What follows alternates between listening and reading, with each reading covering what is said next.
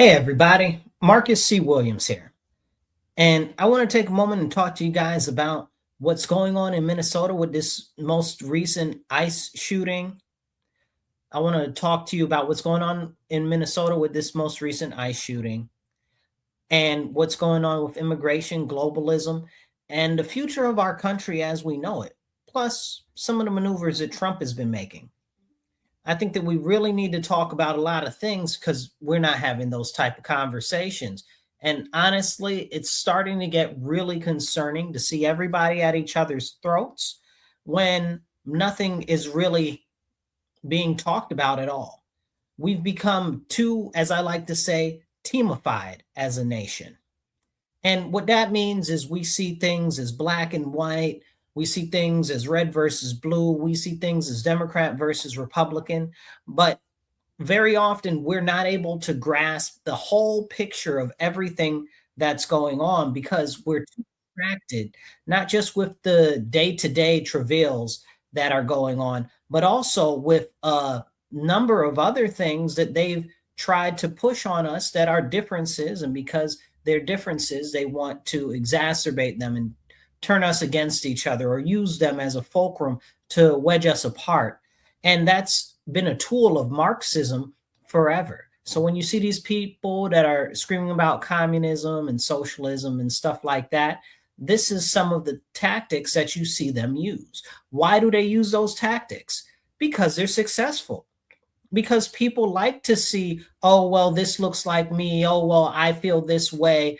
Oh, well, I want everybody else to feel the same way that I do. And if they don't feel the same way that I do, they're wrong. That's not the right outlook in the world, especially when it comes to us being a nation like the United States of America, which is my country and I love it so much. So real quick, hit that share button, hit the like button, get that message out there. And if you want to support the efforts, you can either on either side right here, it shows you how you can support, or if you're watching vertical up there at the top. So let's jump into this real quick. This new shooting in Minnesota, why are people getting shot in Minnesota? Well, why are people out running the streets acting a whole loon? You know what I'm saying? People out there acting crazy, and then higher level altercations happen, and then they're like, oh, look at the police or look at ICE. They're so bad. Are they though? Why was your behind showing your behind outside like you don't have no home training? Do people not have home training anymore? I remember when I was little, people would see somebody misbehave and they'd be like, you ain't got no home training. I guess nobody has home training that's out here in these streets acting a raw riot, talking about down with ICE, down with Trump, all of this nonsense. You don't even know why you're doing that. Why are you doing that? Let's ask that question. Let's start by asking that question and see who is doing what. I'll pop your comments up on the screen as they start to come in. Okay, I see. I see you. So when we have these conversations about what's going on with these crazy people in Minnesota, we have to ask ourselves, why are they like that, right? And some people will say, oh, well, we're fighting for what's right. You're fighting for what's right? What's right? Explain to me, like I'm 5 years old, what you, being somebody that's protesting ICE, sees as what's right, or the government is wrong. I'm a big anti-government person, right? Like I am very big. I'm a strong Republican. I'm a strong conservative. I have strong traditional values, but I do not like the government. That's why I'm a Republican, because Republicans are supposed to stand for small government. Some of them don't, and I got my issues with them. And y'all know, if y'all follow me, I talk about that all the time. But the fact of the matter is we got all these people that are like, oh, well, the illegal aliens are people too, and this, that, and the duh. Did somebody say illegal aliens are not people? They're just not supposed to be in this country. Hello? Like, make it make sense. Duh. Like, this is what we've got to go. What we've got going on. We need more people to say, hey, check yourself for a second. Why are you protesting in favor of these illegal aliens? How does it benefit the United States of America?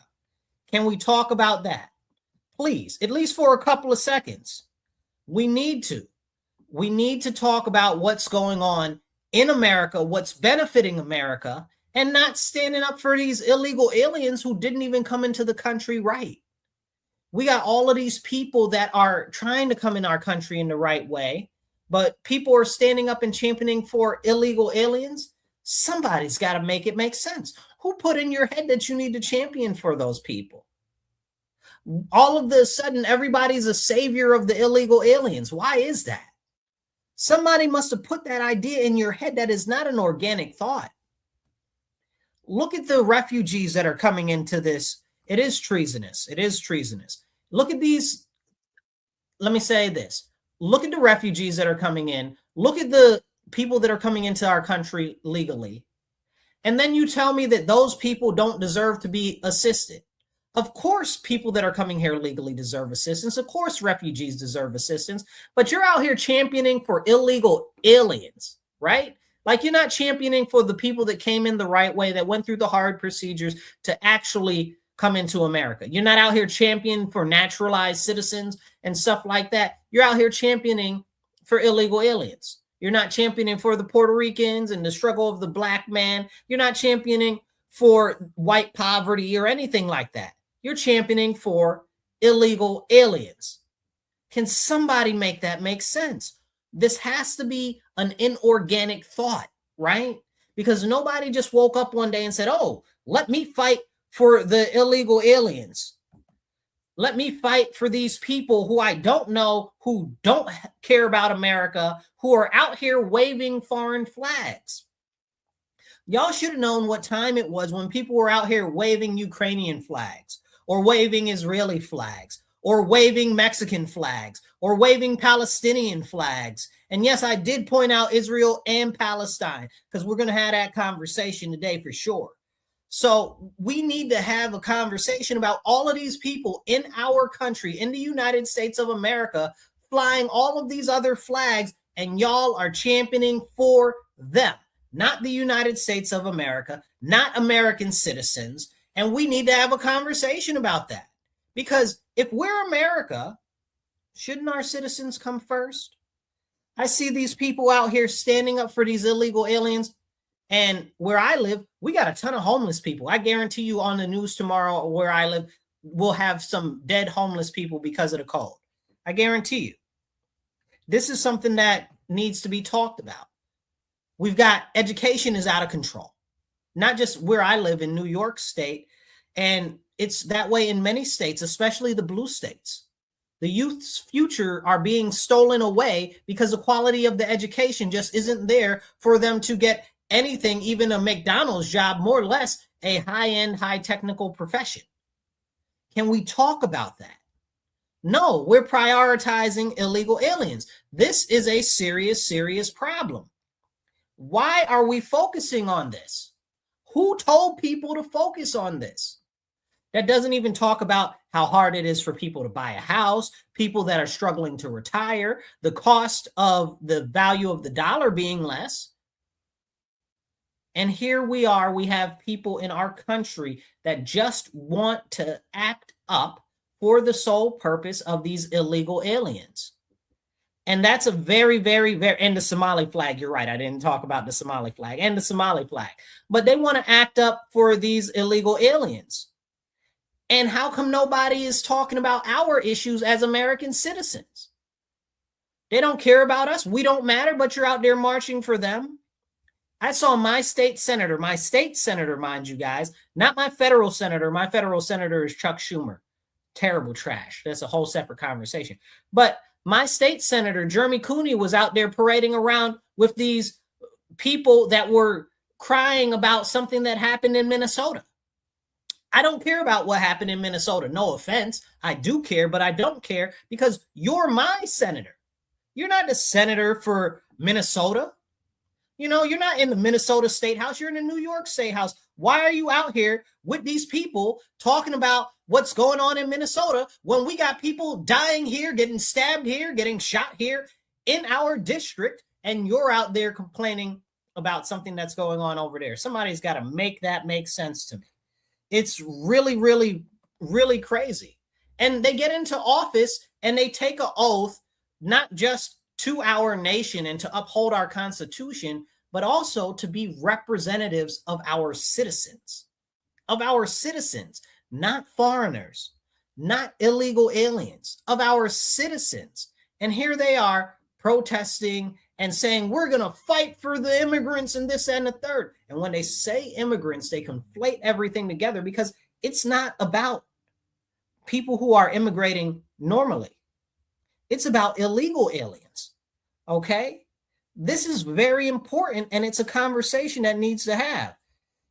Somebody said it's mostly the people that have TDS. Well, but it's also other people. What's happened is this, and I'll give you an example, right? We had the Renee Good situation, which is crazy because look at her name. How's that her name? And she just so happened to be causing all types of trouble. She was being bad. Like, I mean, are we serious? Like, the whole thing smells royally. But even still, with it smelling bad, we have to ask ourselves, why was she out there? Then her so-called partner was up there championing her on, saying, oh, yeah, drive off. And apparently her partner has all of these violent tendencies and stuff like that and likes to abuse children and so forth. But it's neither here nor there. Why are you putting yourself in that situation? These aren't regular protests. These aren't people standing on the sidewalk protesting quietly, calmly, or whatever the case is, even if it was on the sidewalk and was a little uproarious. These are people trying to impede federal investigations, federal policing actions. And then she's over here trying to run over people with the car. And then people are like, oh, no, they shot her wrongly. No, they didn't. No, they didn't. You know why? Because she had no business to do that to begin with. She ushered that in on herself because she was behaving in a manner, in a way in which is completely unreasonable. And we can't talk about that. Maybe she didn't have to die. I don't know. You know what I'm saying? I'm not God. Everything works on his time. But the fact of the matter is that her behavior in a situation where she was interfering in a federal investigation is what caused her death. But these people want to try to unite around her like she's some savior, holier than thou type of person because she's so righteous for standing up for illegal aliens who are criminals. Let me be very clear right now. ICE is out here right now collecting these criminal illegal aliens. Now, when it comes to ICE, I think that they need to deport more of these illegal aliens, okay? I think we need to start denaturalizations because a lot of these people are here fraudulently, like I said earlier, out here waving all of these flags of foreign nations, supporting other nations, talking about they're going to topple the American government. You're going to topple the American government for foreign interests? Can you make that make sense to me? How are you going to tell me that you're going to topple America for foreign interests? That's not okay. That's not cool. That's not cute.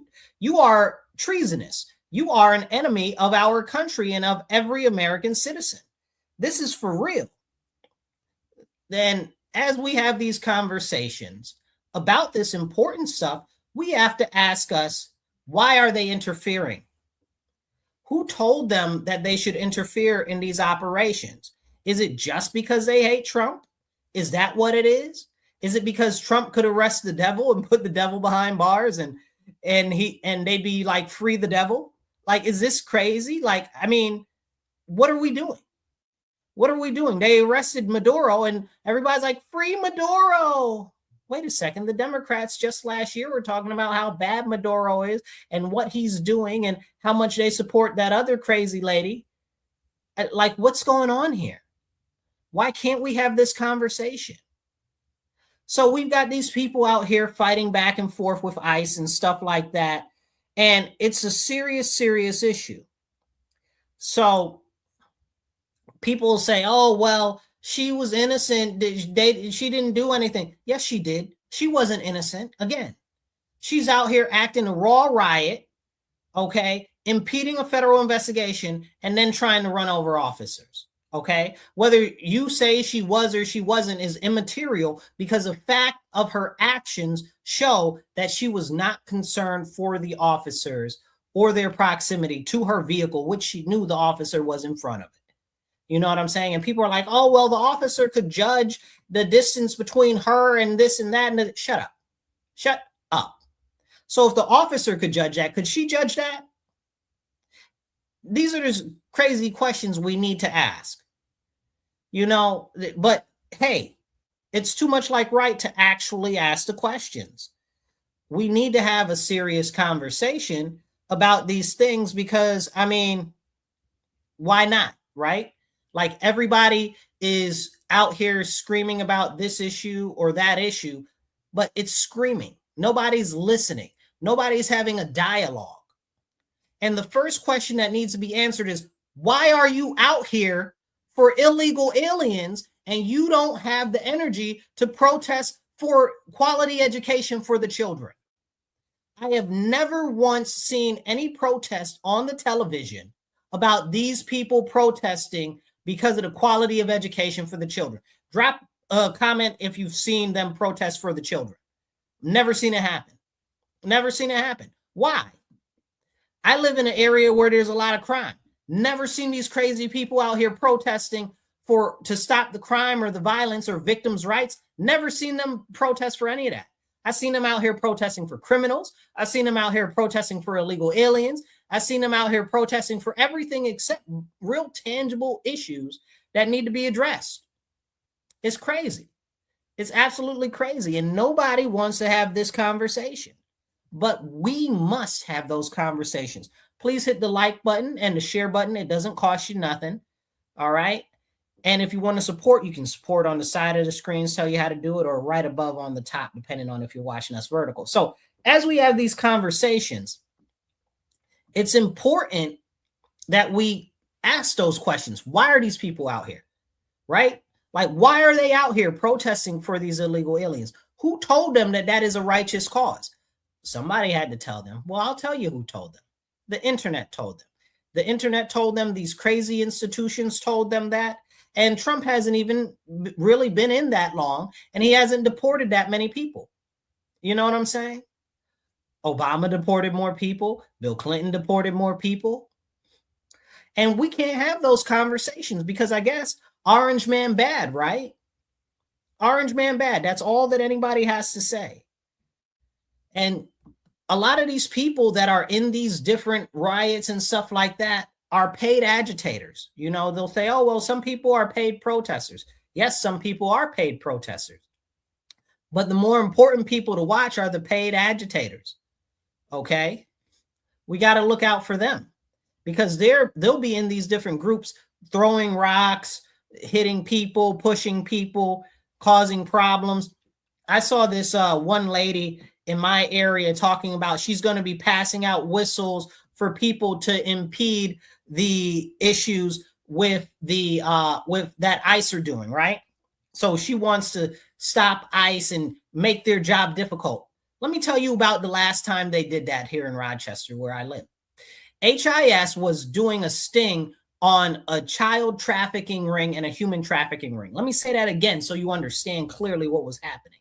HIS, Homeland Security Investigations, that's like the DHS version of the FBI, okay?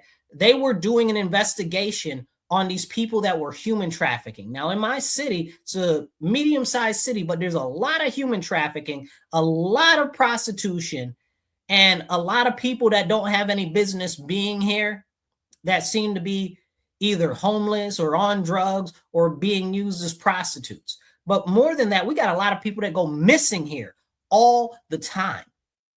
So HIS was going after these human traffickers. And all of these protesters came out of the woodwork to try to stop them from pulling over these human traffickers, which were charged human traffickers, by the way. That's why they had a warrant out for their arrest. Like, can we be real about that? Then my mayor got on the TV along with the police chief. The mayor's up there like, the police shouldn't have helped them do crowd control because they needed help. There was like 8 HIS officers and then like a crowd of like 70, 80 people. Like, why wouldn't they call for backup? This is real serious. Like, we need to talk about that. But no, they don't want any of these people out here to actually be arrested. You mean to tell me what is going on? And yes, everything that I say, I firmly stand by. Okay, nobody's paying me. I wish they would pay me to talk about what I'm passionate about, which is my nation, preserving our country, and all of that stuff. I wish y'all cut me a check for real, because that's something that I'm very passionate about, is my nation. So, but and I'm not a member of the 7K club either, and I never will be, because America only, y'all. That's it. So we have to have the conversation about where are all these people coming from that got this idea. So this lady is out here locally now passing out these whistles and stuff. We have a lot of criminal activity in my city, and they don't put criminals in jail here. They don't. Like, criminals run amok, do whatever they want, shoot up the neighborhood, stab people in broad daylight, and get out of jail the same day, if they even get picked up at all. That's not a joke. I wish that was hyperbole, but this is what's happening in my home that I love and I fight for every single day. So this is very important to me. So we've got these people passing out these whistles here, talking about they want to stop ICE from our neighborhoods. Why? Why? Most of the black people that live in my mostly black neighborhood want these illegal aliens gone. They're taking up whole sections of our streets. Okay, there's one street not far from where I live where the whole neighborhood, the whole street, one of the whole streets in the neighborhood is taken up by illegal aliens, not refugees, because we got a whole different section for refugees not far from where I live in a different area. Okay, then we got the legal immigrants, but these aren't legal immigrants. Okay, so can we have that conversation? Why don't you want these people to actually arrest these criminals? Well, because you've been told that they're the enemy, they're so bad, but your behavior is making them perform more higher level activities as far as policing and militarization goes. Y'all out here acting a raw riot and then get hands put on you and then wonder why you got hands put on you when you're cursing in people's face, spitting in people's face, going rah, rah, rah, rah, blowing, what do you call them things? Blowing whistles in people's ears and stuff like that. I'd knock somebody's teeth out the other side of their mouth. They blow a whistle in my face. That whistle be so far down their throat, it'd be a problem. So more power to all of these officers that are out here just taking that, because I would not take that as an individual. This is why I'm not a police officer right now, because I'm not dealing with none of that. So God bless all of our officers that are still wearing the shield right now, because I just wouldn't want to. So I'm so supportive of them, because given all of the stuff that they have to deal with, it's crazy. I wouldn't want to do it. It's not for me. It's for somebody else. Okay. And these are the problems that we have to understand. What's happened over the last couple of years is they've disincentivized policing. They've tied the hands of the police. And if you look at Minnesota, not only have they had all of these defund the police nonsense going on in Minnesota, where the police can barely do any crime. I actually just saw, I don't remember whether it was like CNN or what was it, 60 Minutes or something. One of them did a report on like Minnesota and the police in one of the cities in Minnesota. It might have been Minneapolis. Don't quote me on that. Where they had it like a ride along and interviews with the police, and the police were saying, yeah, we can't even respond to all the calls. We don't have enough officers, all of the drugs and all of the this and all of the that. Craziness, right? So absolute craziness. But can we have that conversation? Now let's dig into it. This is a real serious thing. So hit the share button, hit the like button. As we dig into this, right? We look at the people that push to defund the police. We look at the people that push to let all the criminals out of jail. So that increases the amount of crime that's in the community, that's in the neighborhoods, the amount of chaos, and it stops police from being able to institute anything that even looks remotely like order. Now, we've got the situation where in Minnesota, the governor and the mayor, they're like, oh, the police shouldn't be out there, and the police should even stand up to ICE. I don't know if you saw the mayor of Minneapolis, the police chief was standing behind him, and he looked with a crazy face when the mayor said that. He's like, what? And I thought that was funny, but still, these people are saying that they should go against federal officers that are locking up criminals. They're going after criminals. And like I said before, I see they're going after criminals and I support that. But honestly, I think they need to deport more people. I want them to deport them harder. For real. I want all of them gone. This is a serious problem. And people say, oh, well, Marcus, it's not that big a deal. It's not why people need love and hugs and stuff like that. The American citizens need love and hugs. The American citizens deserve the first amount of resources that we have from the government. They deserve the medical, they deserve the Medicaid, they deserve the food stamps, they deserve the social services, they deserve the school monies, they deserve all of the housing vouchers, not foreigners, and daggone sure, not illegal aliens. None of them deserve anything from our country. There is a law that says, in the immigration law, that says that when you come to this country to come here legally, you have to prove that you won't be a burden on the state, like you won't be a ward of the state, like you won't be on social services and stuff like that. And apparently that's just a law that we don't enforce. Because if it was me, every one of them that's on social services will be out the door tomorrow, because you're not American citizens. And the fact of the matter is, a lot of them don't care about our country. And it's tragic, because our country has done so much for them. And I love me somebody that's a new American that loves our country, that's so passionate about our country. I love them people. Them my favorite. Okay. A lot of them have more patriotism than a lot of Americans, especially these crazy ones running out here doing all types of craziness. It's crazy.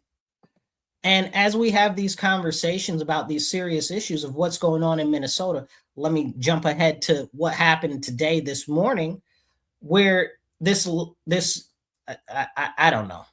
I guess this lady was out there acting a raw riot in front of ICE or whatever, impeding them as they usually do. And then she got all in their way and they pushed her out of the way. So some guy comes over and starts to act a raw riot, right? Allegedly, he's trying to help her, but really he's interfering in what's going on. This is how people behave. So they try to blow that out of proportion, and then they try to paint him like some innocent bystander or whatever when he's armed, right? Now, I'm very strong on the Second Amendment. I believe very firmly in carrying a firearm. I believe very firmly that everybody should be armed, but that's a separate conversation. The point is we got these people online, and many of you might have seen them telling people to take up arms against ICE and to shoot them and to do all of this and all of that. And I'm like, are you serious? Like, who's paying these people? You really need to think, who's pushing this? They're pushing people to shoot federal officers? What's that going to lead to? And that's the conversation we need to have. What is that going to lead to if they start shooting officers? Can we have that conversation? We need to. We need to have that conversation, but nobody wants to have it. This is a serious problem. Why are we not talking about what happens if they shoot federal agents?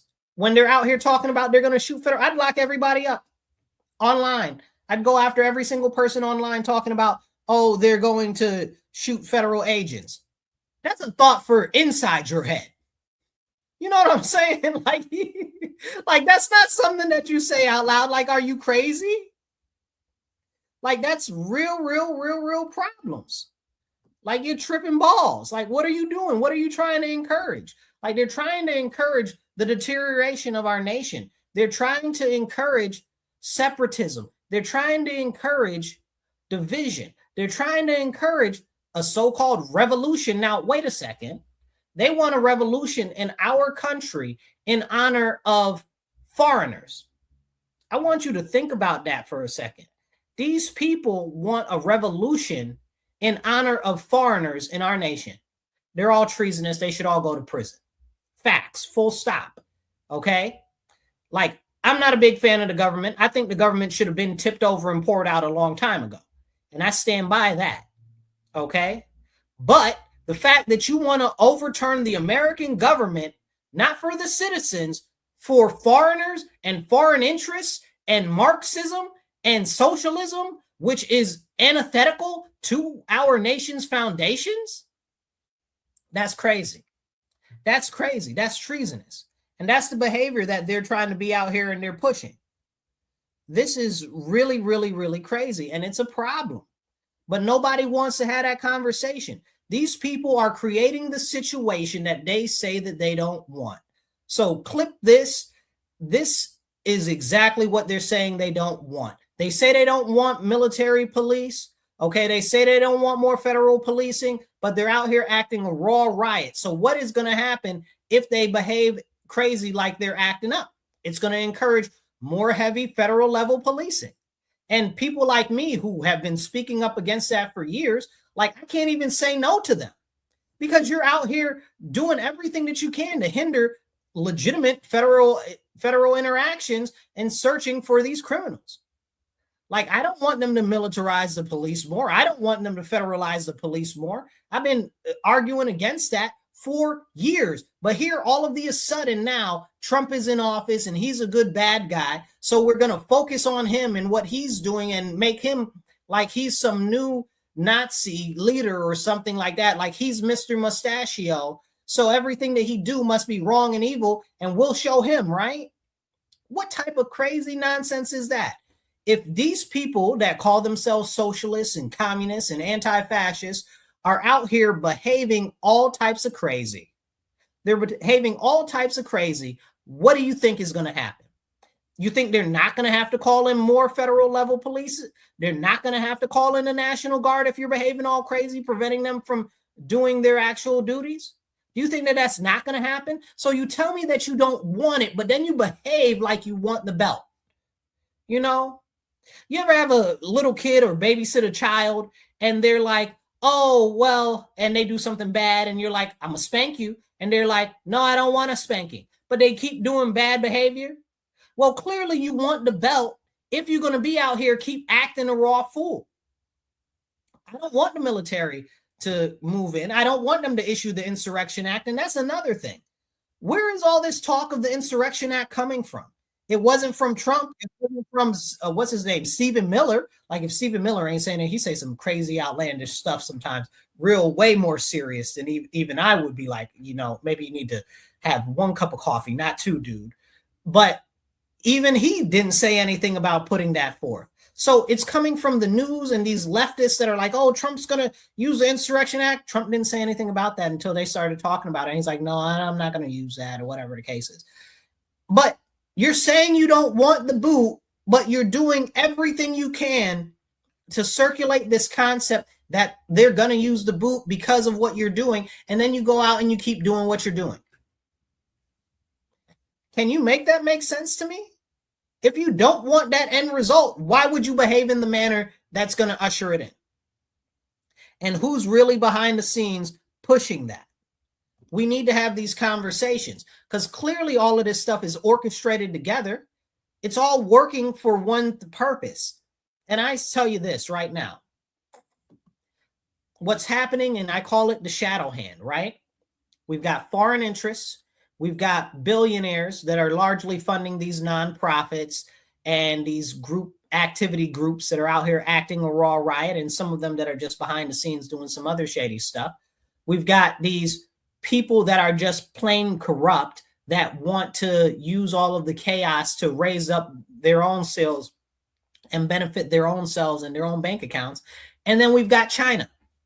So these are the fingers of the hand that are behind the scenes moving stuff around. And they're all working to the same goal, which is instability. Because off of the instability, they gain power. But we can't talk about that because people are too teamified and they're like, oh, Republicans, oh, Democrats, oh, this, oh, that. You know what the thumb of the shadow hand is? It's the government itself. Not Trump, not Obama, not Harris, not anybody. It's the government itself, because the government is a behemoth that does want nothing more than to continue to grow itself and expand itself. That's why I'm a Republican, because I believe in small government. And I stand on that. Shrink the government, y'all. We need to shrink the government. We need to shrink all the departments and everything. Don't get me started on deregulation. But we need this for the simple fact and the strength that the government itself is a threat. As it continues to get bigger, it continues to flex more power over us as the individual sovereign. And that's something that we need to get back to. This whole conversation about rugged individualism versus warm collectivism, which is crazy. That's not even a real thing, warm collectivism, unless you're talking about burning the wood boards from your house to stay warm. Like it's crazy. Like we're built on rugged individualism, and these people are pushing everything more and more to the government. Now watch this. The same people that are out here protesting, talking about, oh, they're anti-fascist, which means they're not for big government, are the same people that are for big government. They want the government to do more. When the Democrats were in office, these same people were like, oh, the government needs to do more. They're always talking about the government needs to take your guns. And now all of a sudden they're pro 2A. Make it make sense. What they're doing is they're trying to create a situation in which there is some type of serious activity so that they can take away more firearms rights. We have to see that this is all being maneuvered behind the scenes. It's very, very serious, and we need to have this conversation. But there are so many people that'll try to detract. There are so many people that'll try to say so much crazy things, and nobody will say anything.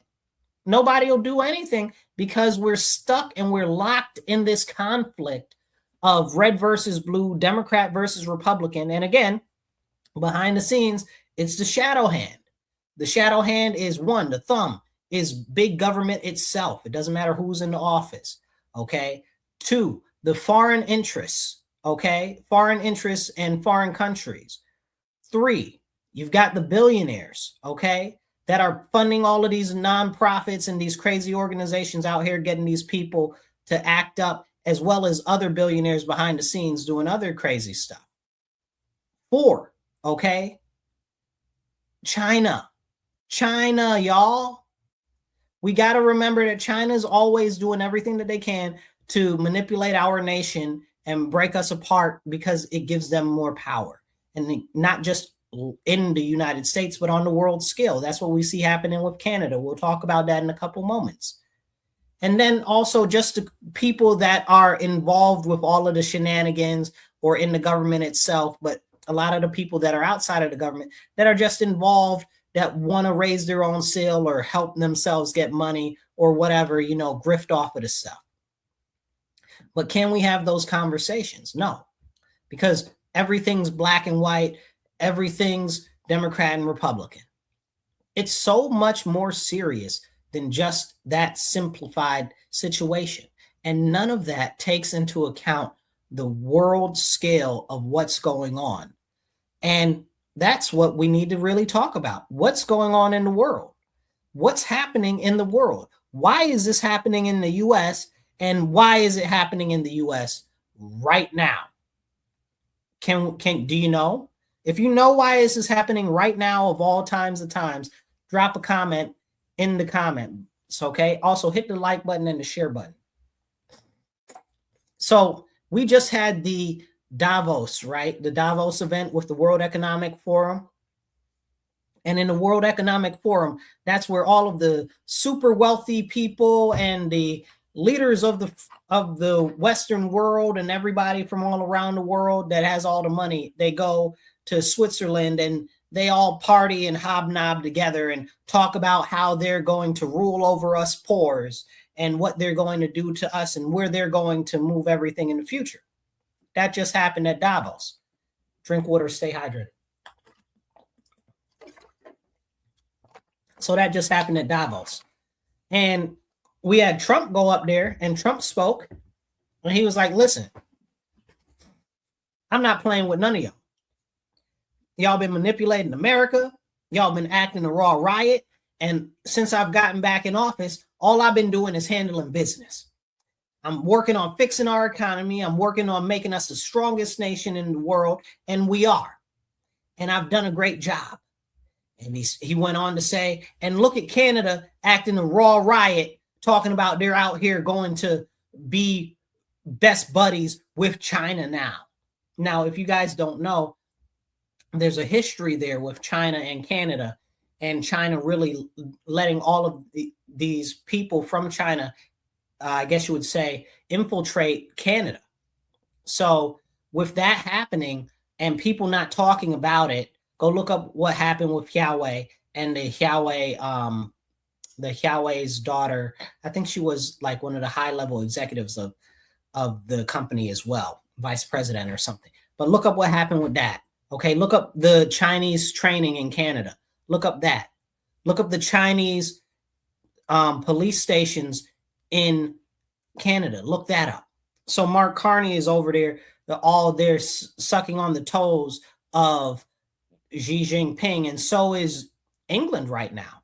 England's about to open up a giant, a giant embassy that is right over these giant data cables, in which China can easily hack into, because it runs right underneath their huge embassy, which is a couple hundred rooms big, which people are talking about they're going to kidnap people off the street and hold them there and torture them, because that's what China does, international repression.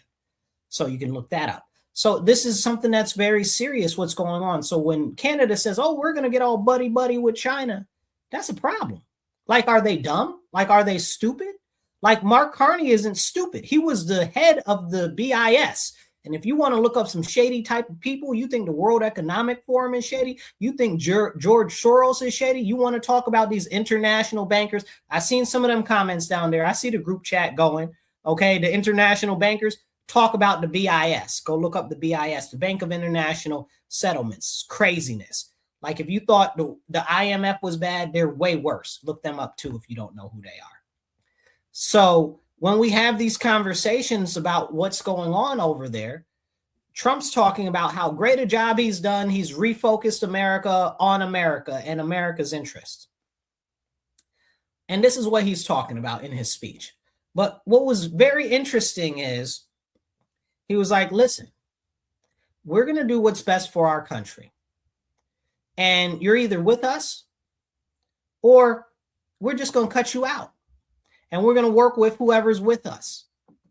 And that's something that's very, very, very interesting, you know, because usually if you look at the world stage, it's everybody wants to do this whole bilateral, bicameral, whatever you want to call it, cooperation nonsense travesty, right? Like the UN. The UN is super trash. I'm glad we're getting out of the UN. Let's get out of the UN. Okay? Because the UN is outlived its usefulness. You know, it started off as the League of Nations and it was serving the interests of the United States, and it no longer serves the interests of the United States. So we need to get out of the UN. Later for the UN. I guess we're still in the UN because there are like these green regulations and some health regulations or whatever that we're still dealing with. But we just pulled out of the World Health Organization. Thank God for that, because didn't nobody want the nonsense going on over there that they got going on. So we're out of that. Lord willing, we'll get out of the UN soon. And I don't have a problem with getting out of NATO either. So a lot of people, yes, Rochester, New York. Terry, that's you. I see you. Rochester, New York is where I am, Terry. So when we're talking about this stuff that's going on internationally, we have to understand that there's a lot of pieces in play. Greenland is in play. Trump talked about Greenland there. He's like, listen, you're either going to give me Greenland or you're not going to give me Greenland, and I'm going to remember that y'all didn't give me Greenland. So before he left over there, he had a deal worked out where essentially we're going to get rights in perpetuity to Greenland or whatever. We'll see how it comes out at the end of the day. So I honestly wasn't very happy about that. I kind of want Greenland to be part of a territory of the United States of America now.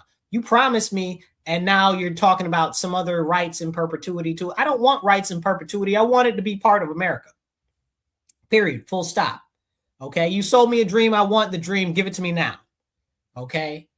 So, and I say that as a joke, but it's really, really a real thing, you know, and we need to have these conversations. If we look at the issue of Greenland, right? And I'm going to get back to the Davos situation in a second. If we look at the issue with Greenland, we need Greenland strategically because it's right between North America and Russia, right? So if missiles were to come from Russia, the shortest way would be over the Arctic, which would be right to us. So there's also the option of international trade up there. So the more international trade activity, if you don't have safety and security in those routes up there in the Arctic, then the enemy's going to dominate it. It's that simple. So we need control of that area over there. You know, honestly, I believe very firmly now, look, if you look at it on a map, we need Svalbard also. Slavbad, or however you say it, we need that also, which is another island chain. I think Norway owns them, but we need them too. So that'll be interesting, but we'll see what happens. We'll see what happens with that. But we need it because we're building this Golden Dome concept, which if you don't know what the Golden Dome is, I encourage you to look into it more. But essentially, it's like a missile defense system to really block anybody from shooting missiles into the US. Okay.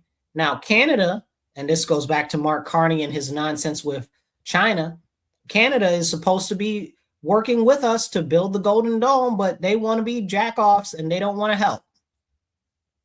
And this is the problem. This is why we're at odds with Canada right now. And somebody will say, oh, well, it's because we told them we want them to be the 51st state or whatever the case is. Good. They should be. Okay. And people will say, oh, well, it's America is being colonialist or imperialist or whatever the case is. Who cares? I don't care. I want America to be imperial America. Like, I don't know what you guys are talking about. You don't want it. We're being colonialist and imperial. So America should be the most dominant country in the world. And I say that because I'm an American. If I was French, I probably think it's the French. Okay. But that's where I stand on the thing. Full stop. It's my nation. We need to be focused on our people, and we need to be focusing on growing our country's economy, our defense, and helping out our people. Like, what's wrong with that? Like, people are stupid. Like, are you serious? Like, it's really, really bad. So this is a conversation that we need to have. Why is Canada giving us a hard time now? Why are they meeting up with China? Because China is trying to destroy the US. They've for years declared war against our country, and nobody's even paying attention. Like, nothing's happening. Like, everything is absolutely okay. So this is something that we need to have a talk about. China is committing agricultural warfare against us. China is committing ecological warfare against us. They are committing psychological warfare against us.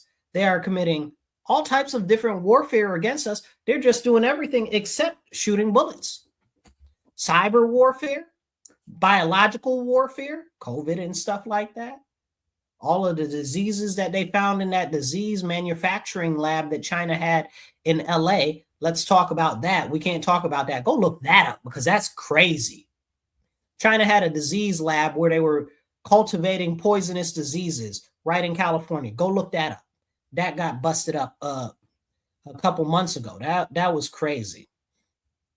So these type of conversations are very drastically important to have. This is very important. We look at Canada right now, and I really want to harp on Canada right now because I need you to take in your head and think about North America, right? Goes Mexico, United States, which is actually the United Mexican States. So that sounds like it's America to me too. So we've got the North America. So Mexico, United States, Canada, Alaska over here, Greenland over here. So if we're going to do a missile shield project, Canada is right there. We need to put missile shields in Canada. Right now, we provide most of Canada's protection. Canada's military is smaller than the NYPD. That's a fact. Go check that out. That's crazy. So, I mean, Canada can't bust a grape. They've also got places like Alberta, which is actively trying to leave Canada right now and join the United States. So that is amazing. I think that's really amazing that Alberta wants to leave Canada and become part of the United States. Come on in, Alberta. Arms are open, and we're here for you. Come on in. And I've also heard that Saskatchewan, to a lesser extent, is trying to secede also and become part of the United States. And I don't know about British Columbia, but we'll see about that too. Because those three provinces are overtaxed and overburdened, and they're overregulated by the Canadian government, and they want to not have them problems anymore. And if the referendum for Alberta to actually become part of the US goes through, that would be amazing. and it would give us probably Saskatchewan and British Columbia as well. Excuse me. So I'm looking forward to that. I hope that goes through. More power to my brothers and sisters in Alberta. Okay, may it happen. Now, as we have these conversations about what's going on in Canada, you see Mark Carney as being a big douchebag, and he's like, "Oh, America, you suck, this, that, and third, da, da, da, da." But your economy, 70, I think 70, 76%, somewhere in there, relies on the United States of America. Like, what even are you talking about? Like, can we have that conversation? Like, your whole economy, they got mad at Trump the other day because Trump said Canada only exists because of the United States. It's true. It's true. If we decided that tomorrow we're not having anything to do with them, Canada be jacked up. They'd be jacked up. Okay? So we need to have that conversation, but nobody wants to have that conversation. They're out here talking all crazy outside of their neck when we're trying to build up a defensive system to protect us against Russia, to protect us against China. And here you are making deals with the enemy. Here you are making deals with the enemy. Why would you do that? How does that help or benefit the Canadian people who are already suffering? If you don't know what the Canadian people are going through, I'm not going to go through that in this episode, but go look into it. Like, it's not good at all. They are suffering bad. They can't buy nothing. The crime is through the roof. Okay, it's all bad. The energy's through the roof, and it's like New York State on steroids. Okay, it's really bad. But as we go through this, it is so serious for us to see the importance of having a united front on the North American continent. The next issue is going to be Mexico, but Mexico is pretty much falling in line with most things, but they do have a lot of stuff going on with China. And that's, again, China is the biggest issue. We got to get them out from over here. This is very, very serious. And if we don't have these conversations, who's going to? You tell me who's going to. So we get Greenland.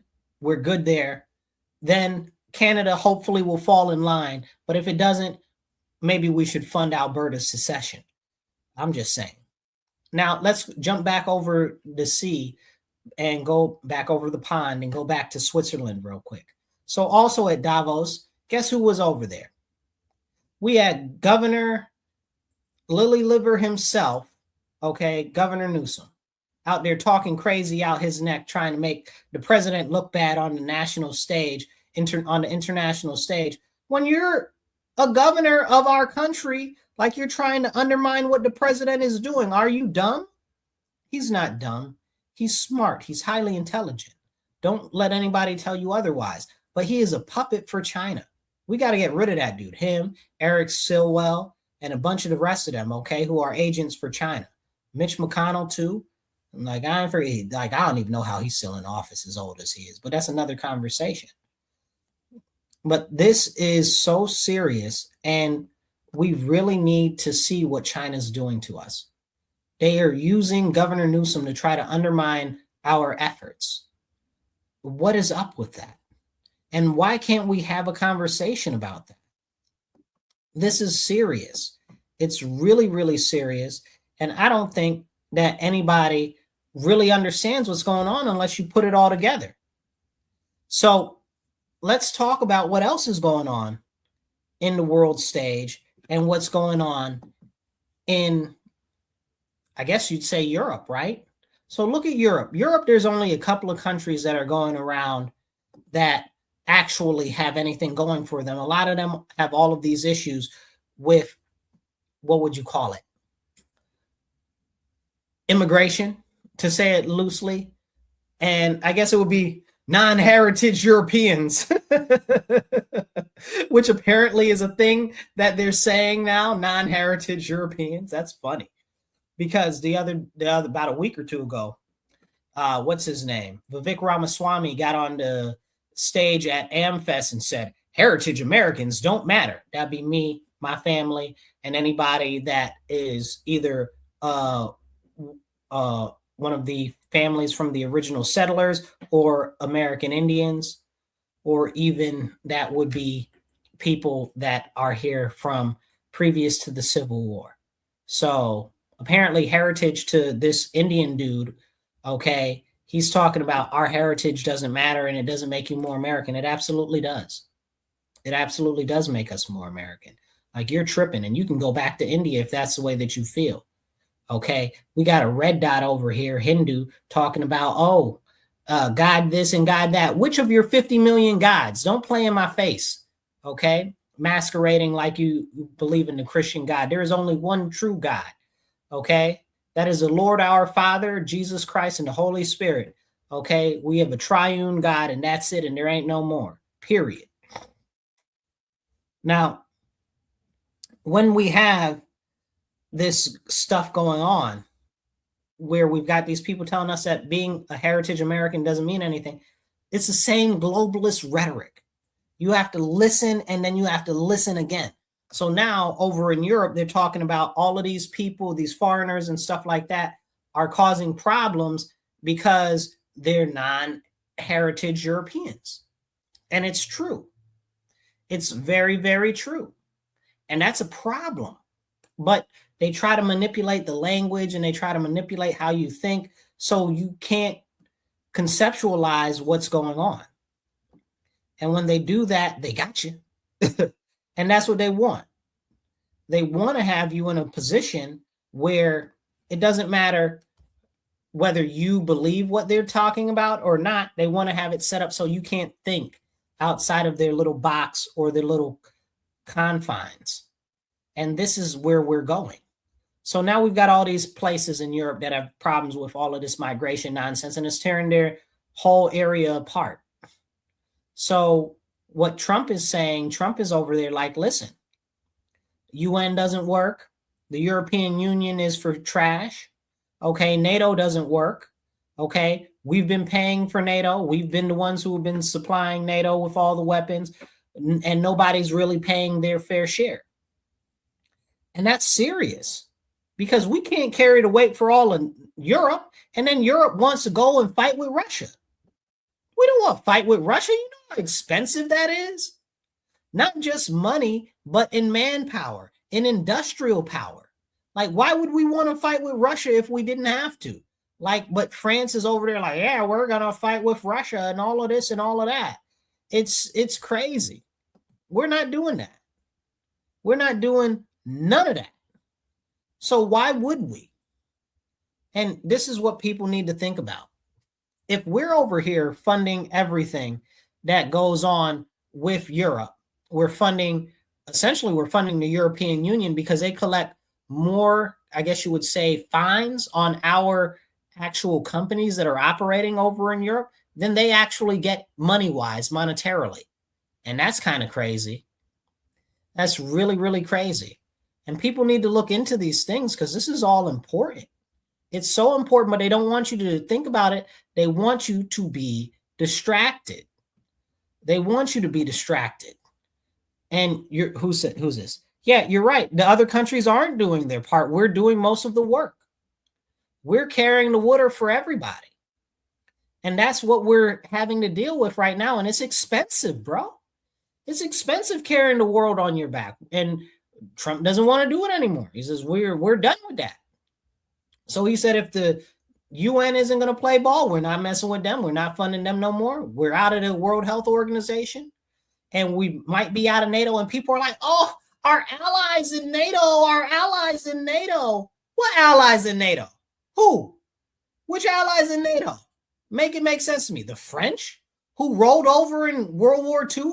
They some surrendering fools. Also, the French have gotten us into almost every single armed conflict that the U.S. has ever been in since the inception of the U.S. Go look it up. Go really dig into it, okay? The only war that I haven't been able to trace back to France is the Civil War, and that's yet because I haven't really dug into it. But every other armed conflict, France is right at the center of the bull, okay? So France is in NATO. What is France doing for us? We got Macron over there and his whole bull moose of a wife, okay, running a raw riot I think she beat him up. Like, I really think she punched him in his face. Okay. Because he was wearing those dark glasses at Davos up there talking about Trump is a bully. No, you look like you got bullied before you got on stage. Like somebody bust you in your eye with those huge old sunglasses. Go look at the pictures. If you didn't see the pictures, go look at the pictures of Macron at Davos. Okay. Because I mean, like, France is in NATO. Who else is in NATO? England. What is England doing? England lost to the Germans too. Like, if it wasn't for us, they wouldn't have been able to do anything. Like, England was getting tore up, bombed to the ground. Who are who NATO, the North Atlantic Treaty Organization? Who? Spain? You know, Italy? Like, who in, I mean, maybe Italy a little bit now, but Italy got its own problems. They don't even got enough jobs for their people. Their social security and everything is all jacked up. So Italy can't barely do nothing about themselves. Shout out to, what's her name? Meloni, Georgia. I like her. Okay. She's trying to do some things for her country. Good luck for her. I hope she succeeds. But the rest of these clowns out there, Portugal, who is in NATO? Sweden, Norway and Sweden, who gave up to the Germans and helped the Germans. By the way, oh, well, they were, what do you call it? Non-combatants. Bull sugar. Tell that lie to somebody else. Okay? Learn your actual history and affairs. Like, it's crazy. How is NATO helping the United States? Who are they going to help us against? Russia? Well, they can't help us against Russia. NATO can't help us against Russia. Who's NATO going to help us against? China? They're in bed with China. So who is NATO going to help us against? What, Africa? Africa's going to attack America? Africa ain't got, they don't have one unified nation state on their continent.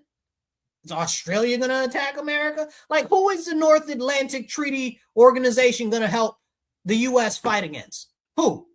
Like, if you know who NATO's going to help us fight against, please put it in the comments, because they ain't got no hands for Russia, okay? And they definitely ain't about to fight China. So who they going to help us fight? What is the point in NATO? Are we going to fight against another rise of Germany again when Germany's part of NATO now? Like, who's on crack? Who's stupid? They must take us for fools, you know? And here's the thing about NATO, right? Like, we've got all of these other military pacts and military treaties and stuff with these other people for defense and stuff like that. We don't need NATO. Like, we don't need NATO. We absolutely don't need NATO. There is not one. So somebody drop one reason why we should have NATO in the comments. Drop it in the comments. I want to see it. So this is the thing. We don't need NATO. NATO needs us. This is why they're over in Ukraine right now talking about, oh, we're going to help them in Ukraine. Who are you going to help in Ukraine? You can't help yourself. And Germany's out here rebuilding their army. I'm not so keen on that. I don't trust Germany. We see how Germany gets down. Okay? Every time, you know. So I don't really mess with Germany as a whole, as a concept of a political agency. And also the European Union, right? Like, all of these groups in NATO are all part of the European Union. And I know the European Union is more of a geopolitical economic unit, and NATO is more of a warfare situation. But because they're part of the European Union, if anything were to pop off in one part of it, the rest of the people would do something about it. So what are we even doing? Somebody make it make sense. Like, all of the contrasting and conflicting different security pacts and treaties and stuff like that we've already got going. We don't need NATO. NATO's not helping us. It's costing us a ton of money. It's costing us a ton of money. And I'm sick of it. Somebody said it was the Soviet Union who defeated Hitler, not the Americans. So that's not true. Okay? There is some truth to it, but it's not true. But I do appreciate you commenting with something that actually has some value, because there's a lot of people out there commenting dumb stuff. So I appreciate that. So as we talk about NATO and we talk about how people are out here, oh, poor NATO, NATO's sad, and they're going to be mad at us, and they're our allies. In what? Us putting our troops in their countries? You know what I'm saying? They don't have any armies. What is an English army? Hello? What is the English army? Explain it to me like I'm 5. You know, and England has one of the better prepared and modernized militaries out of all of Europe. Good for them in Brexit, okay? Like, are we being serious right now? Like, we're not being serious. All of these other countries are useless to us, okay? And like Trump said, Trump got on the stage at Davos. He was like, I don't even know if they'd come to our aid if we needed their aid. They wouldn't. They wouldn't come to our aid, because who would we need their aid against? Russia? No. China? Possibly. And they're all in the pocket of China anyway. So they wouldn't come to our aid. What are they going to do? Going to say, oh, China, be nice. What are you going to do? What are you going to do? You're not going to do nothing. All they want to do is beat down on Russia, because Russia is one of the few countries that isn't a member of these international banker collectives. Also so happens to be that Iran is not, but that's a whole nother conversation. Okay? Like, are we serious? Are we being really, really, really serious? Somebody said we've become that Germany. I don't know what that means, but please clarify.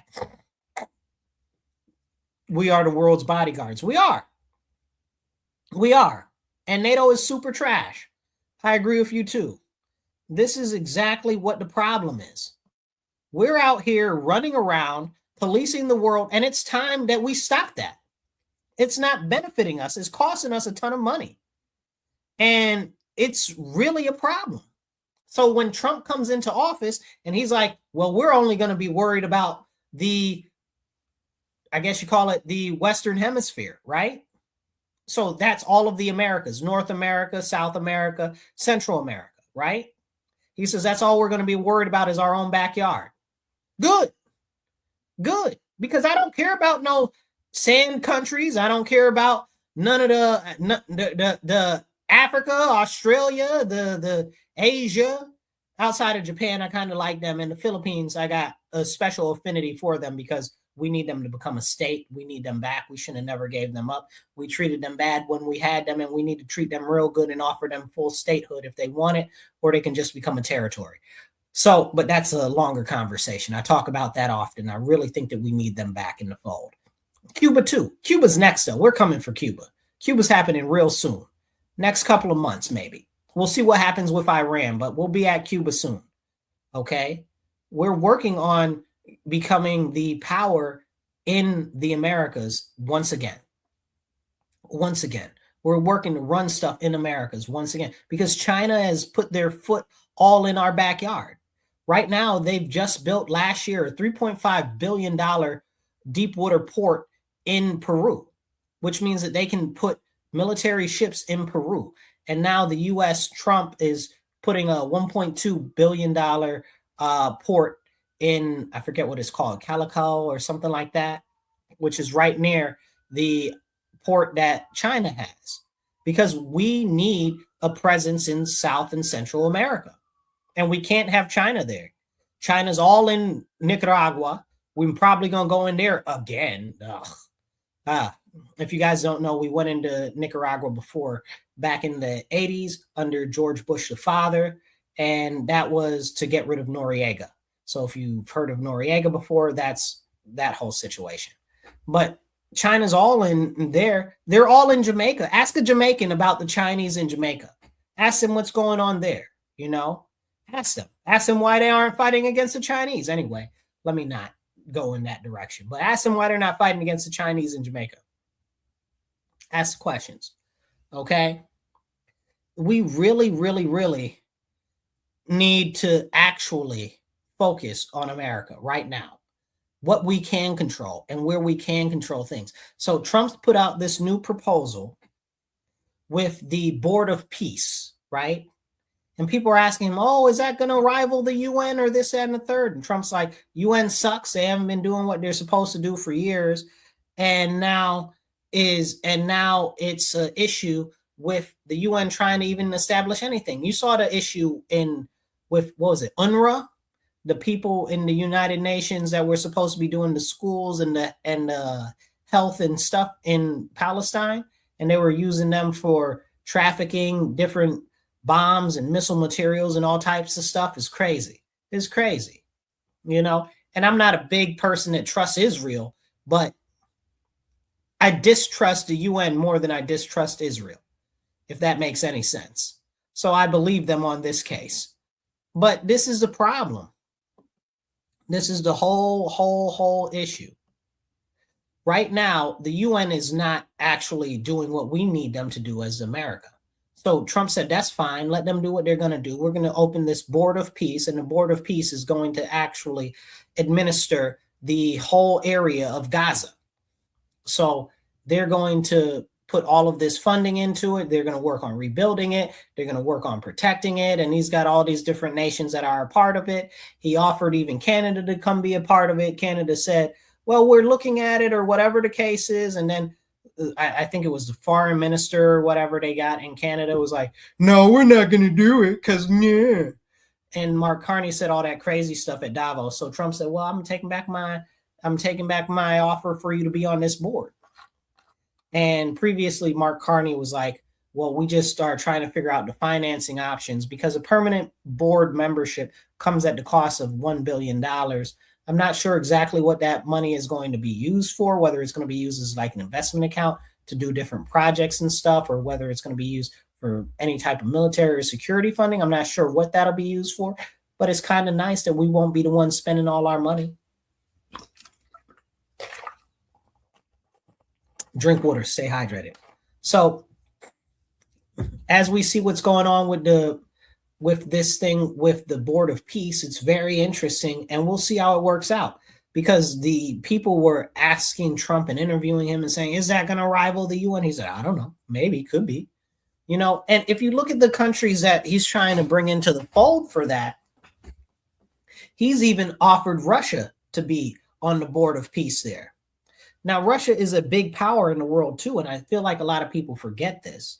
And this is something that has a lot to do with everything else that's going on in the world. Russia is a superpower. Like, I don't know why we play like they're not. Like, they're not as strong militarily as they used to be, and that's because of the fall of the Soviet Union, but that's a whole nother hour separate conversation. But they're becoming more powerful again. Good for them. They need more children, but that's a whole separate conversation. So they're arming back up, and they've got many groups like the Wagner Group. You guys have heard of them, I'm sure. Okay, go look them up if you're not familiar. But they've got these private military groups that are out there serving their various roles and pushing out what they want in all these different various countries. And they're very powerful. Russia's very powerful on the world stage. And they've got a leader that's really serious business for Russia, and that's Putin. And that he's doing a great job with Russia. Okay, even if people don't like him or don't like Russia, I don't like Russia because I'm American, you know, old habits die hard, you know.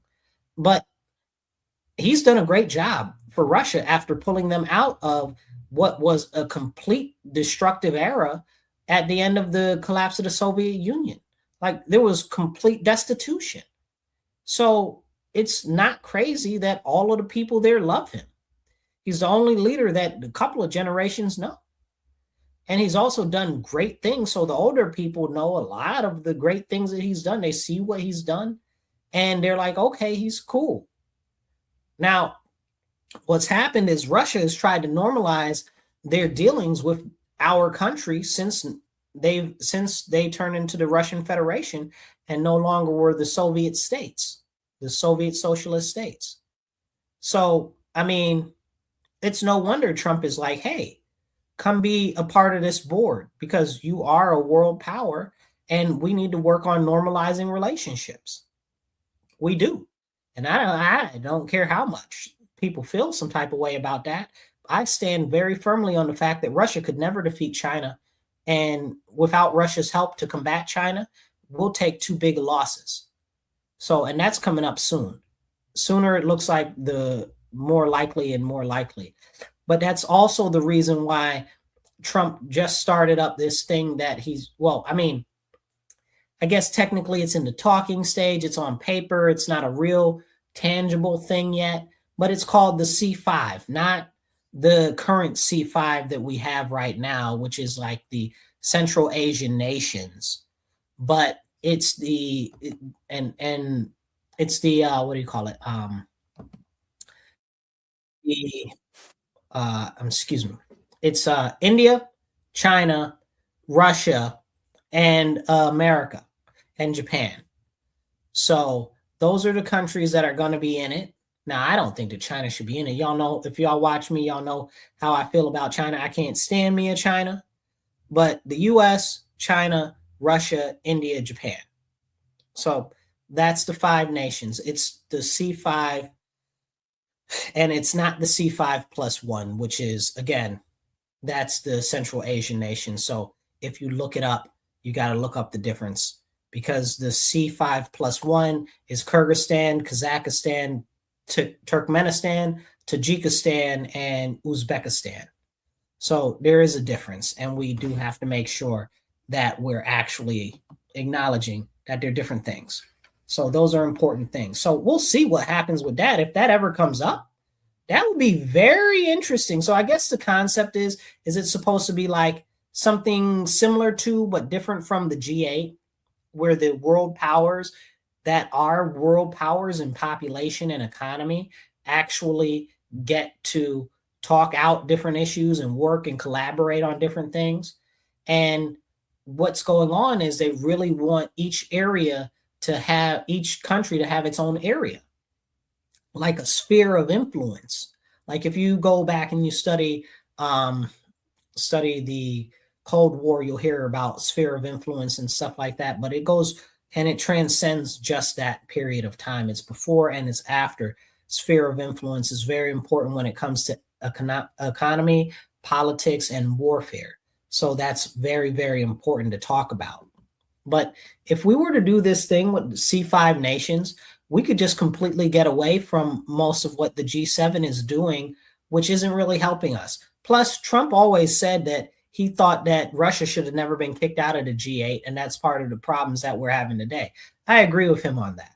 Like, again, one of the largest powers in the world, and you're like, oh, well, we don't like you because you're bad, because you used to be bad, but now we just don't want to like you and let you in the club, even though you got rid of the socialists like you said you were going to. You broke apart your empire like you said you were going to. And, we just don't want you in the club now because we're doing things that are involving these private bankers and these banking cartels, and you don't want none of that. Okay, chat, get with me on that. Y'all know what I'm talking about. Okay, they don't want to be part of that banking system. Y'all know exactly what I'm talking about. So this is the conversation that needs to be had. It really, really, really does, because this is a worldwide international situation. Everything that happens here in the US has international repercussions. Everything that happens internationally has repercussions in the US. But we can't have those conversations because they've got us so distracted and everything is so teamified and all of this and all of that. And nobody wants to have real conversations anymore. And it's really, really, really important to look at things from a holistic lens, right? That's what the left likes to say. Things are holistic and stuff like that. But when we have these conversations, who's listening? Who's paying attention? So hit the like button, hit the share button real quick, and get this message out there. But as we're talking about this, I want to touch on a couple more points, because this is the future direction of where we're going. Let's bring it back to the situation with Minnesota and the immigration and stuff like that.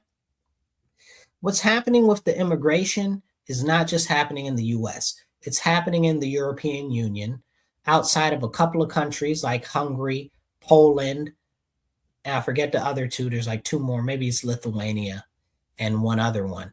Like, they're the only ones who didn't let in all of these foreigners into their nation, and they don't have this issue with all of these demographics and the destruction of their nations. It's crazy. And they tried to take out, what's his name? I can't remember the name. The president of Hungary, they tried to assassinate him.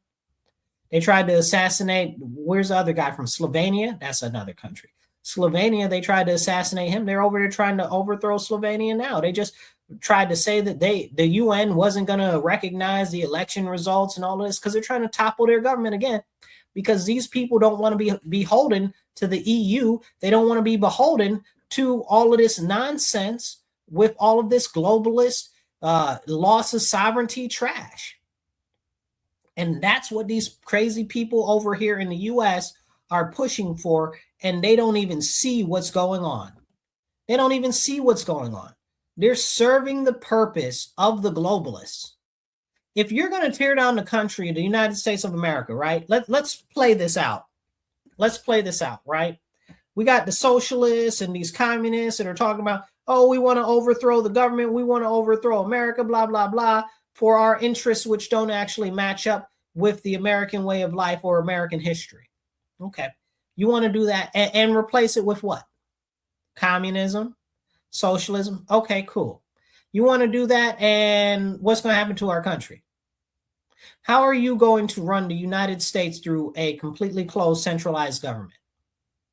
It's not going to happen. It's not going to happen. It's not physically possible. The country is too big, too populous, and you would need complete surveillance control over everything. Oh, wait. They need complete surveillance control over everything to do that. Interesting.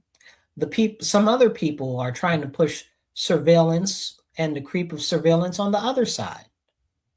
How is it that they're both working towards the same goal? Interesting. Something to keep in mind. And this is a conversation. You don't have to be on the same side to be using the same situation or the same method. That's what needs to be noted. I think George Carlin said it best about how all of the extremely affluent people and all of the people in Congress and everything are really working together, even though they don't know what the other people are doing, because they all go to the same schools. They all have the same vacation homes. They all are in each other's weddings. They're all married into each other's families. All of this, all of that. They know what's good for their own social class and their own strata, even if they're not communicating directly together. Well, this is what we see happen with these people on the left that are manipulating things, along with the people on the right that are manipulating things. Because don't get it twisted. There are people on both sides that are manipulating all of the American citizens, and they're trying to bring us to a situation in which, well, we don't exist as a nation the way that we think that we do, and the technocrats are in control on the right, or on the left, the technocrats or the socialists are in control on the left. Yes, I said technocrats on both sides. That's a conversation there in and of itself, and something we need to talk about. But we're not talking about that. All of these people that are behind the scenes, the whole shadow hand, okay, the government itself, okay, the Chinese, the foreign influences, okay, the wealthy billionaires, all right, all of these people are all working together, or in tandem, I should say, not necessarily together. In tandem is a better way to say it.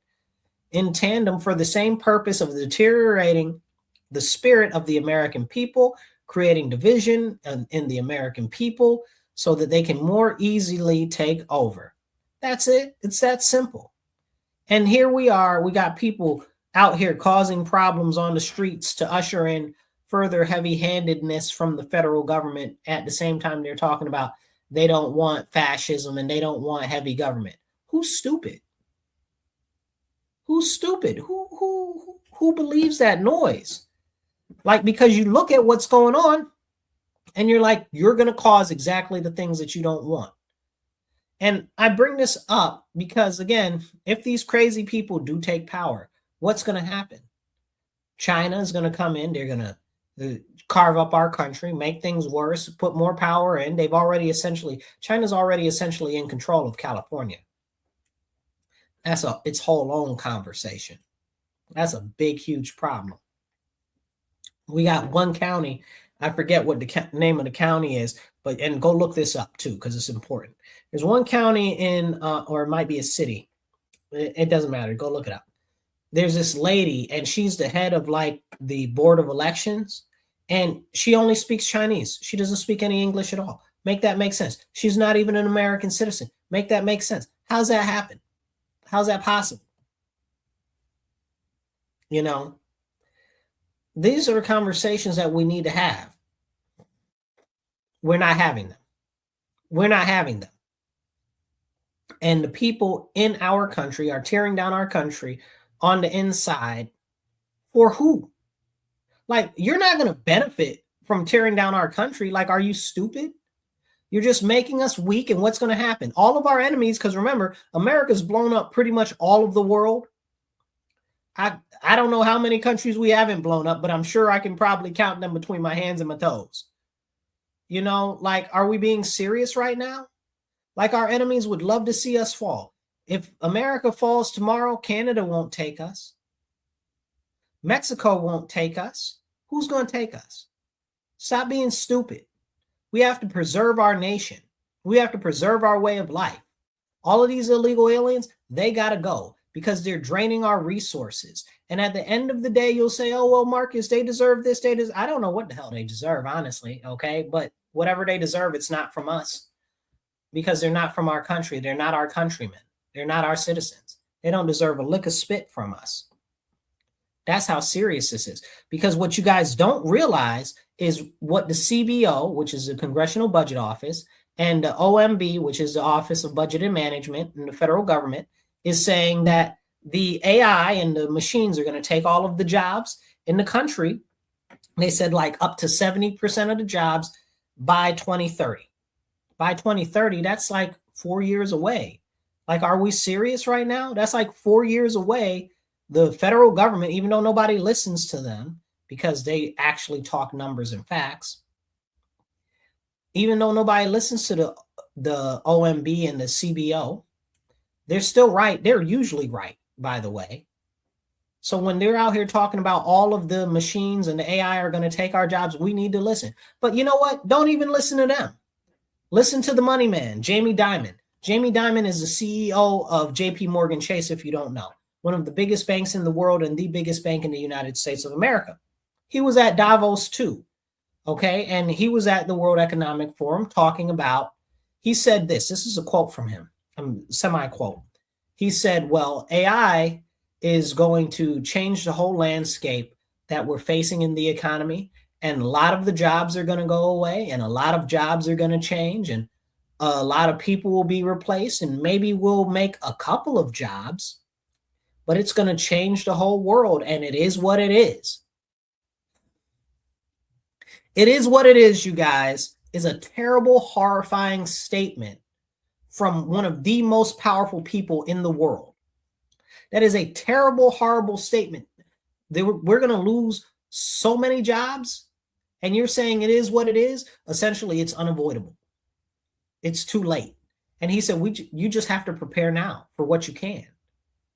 Essentially implying that we won't even be able to prepare that much at all. Like, I think people need to listen to him. He's the money man. You know what I'm saying? And he's deep into all of this stuff that's going on in the world. Like, we need to pay attention to the man when he speaks. Like, he's just echoing exactly what OMB said, exactly what budget, the Congressional Budget Office said, and people aren't listening. Y'all got to wake up, and people are like, oh, well, the trades are still going to be there. How long? How long are the trades going to be there? 5 years, 10 years after that? All of these robots are humanoid robots that they're building. Some are job-specific robots, but a lot of them are humanoid, like the Tesla robot, like Atlas, like a lot of these other robots that are out there. I can't remember the other one that has like the muscles and stuff like that. Like, it's got like this whole system of muscles that are used through fluid muscles, and they've got another one that does like air compression muscles. It's crazy where we're going with robotics, but they're humanoid. So anything that a human could do, essentially they could do better and faster. So we need to really be concerned about how our economy is going to look in another couple of years. So what they're all really doing right now is they're pushing this nonsense on us now so they can destabilize us now before that chaos hits, so that they can have everything in order so that they're protected. And who suffers? Us. the American citizens, the everyday people, because everybody's distracted talking about, oh, red team, or oh, blue team, oh, Democrats, oh, Republicans. And in the meantime, you missed that they're doing everything that they can, putting in all of this nonsense that is going on to destabilize what's happening in our nation so that we can't even see or think about what's going on. Why? Why? We need to see what's going on. We need to pay attention. Oh, somebody said it was Romania. Romania was the one that I was talking about where they tried to assassinate. No. I think it was Slovenia also. I think it was Romania and Slovenia. They tried to assassinate the guy. They tried to assassinate the Hungary dude too. I like that dude. Viktor Orban, I like him. But I do think you're right about Romania. I think some crazy stuff's going on in Romania too. But Slovenia? Yeah, Slovenia. I was going to say Slovakia, but I don't think. Maybe something's going on in Slovakia too. I don't know. I think one of those isn't a country anymore, but I can't remember which one.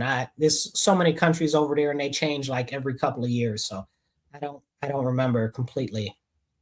But I'm pretty sure it was Slovenia, and something just happened in. I don't remember. I'm not even going to sit here and play. So something happened in another country also in Europe. Whatever. It actually was kind of serious. I just don't remember. I wasn't going to talk about that tonight. But thank you. I appreciate you. As we have this conversation about the AI taking over, Jamie Dimon telling us, what happened? Is it still going? My screen looks like it froze. So I hope the video is still going. Anyway, I'm going to keep talking and we'll see if it's going on. I don't know what's going on here. Something seems to have happened to the video. But with what we've got going on with our country, we need to really understand that stuff is serious. And if we don't start paying attention to what's going on, we're going to miss everything. We're going to miss everything. And I don't know how we change anything if we actually don't start standing up. Now we've got to stand up because tomorrow's too late. And if we are not the ones to say, hey, we've got problems here, nothing will change.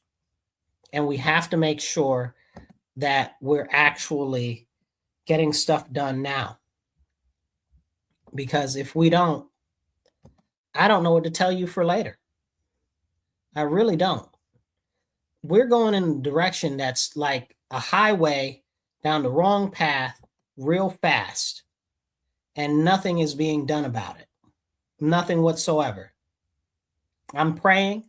I'm hoping. I'm staying strong. I'm also trying to work on this video at the same time, so please bear with me, you guys. Something happened to the camera. As we have these conversations about the important issues, I really am concerned. Like, I'm not going to play. I'm going to try to do this. Let's see.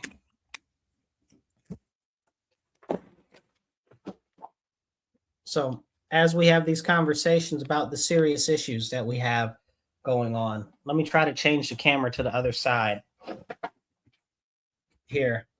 Excuse me with my issues with my technology right now.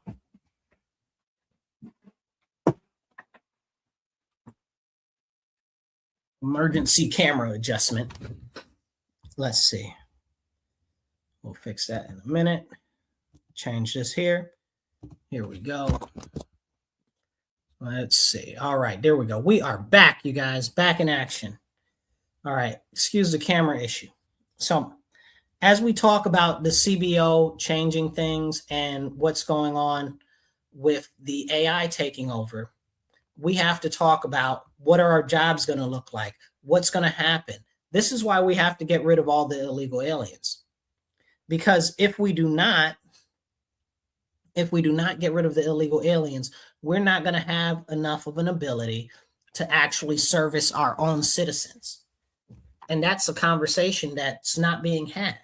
Why, Marcus? Why should we get rid of all the illegal aliens? Well, it's very simple. If we don't get rid of them, we're going to be having them versus our own citizens. The whole reason why the illegal aliens and more immigrants keep to pour into our borders is because the people in power want them to pour into our borders. Why? Ask yourself why.